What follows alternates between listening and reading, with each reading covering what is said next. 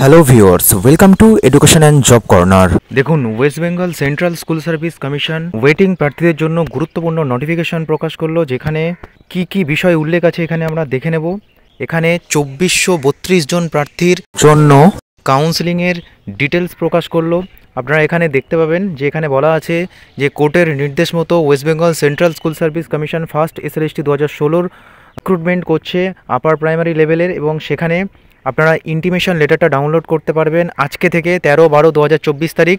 এখানে ইন্টিমেশন লেটারটা ডাউনলোড করতে পারবেন আগামী 13/12/2024 তারিখ থেকে। এছাড়াও school Service commission vacancy upload করবে 13/12/2024 তারিখে।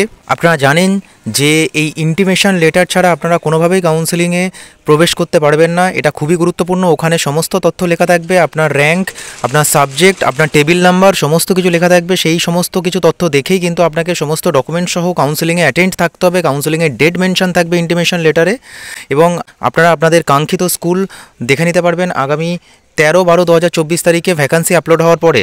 এখানে 2432 জন প্রার্থীর জন্য সাবজেক্ট ওয়াইজ এখানে শিডিউল প্রকাশ করা হয়েছে। সেখানে কিন্তু 17 তারিখ থেকে কাউন্সেলিং শুরু হচ্ছে, 17/12/2024 তারিখ থেকে। ইংলিশ দিয়ে শুরু হচ্ছে, বেঙ্গলি মিডিয়াম।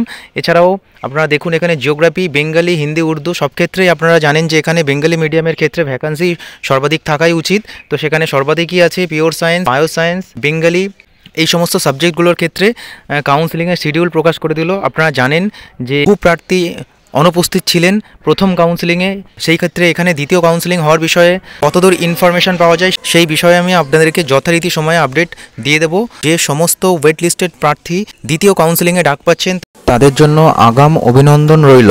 পরবর্তী কোনো গুরুত্বপূর্ণ আপডেট আসলে আমি অতি অবশ্যই আপনাদেরকে শেয়ার করব। ধন্যবাদ।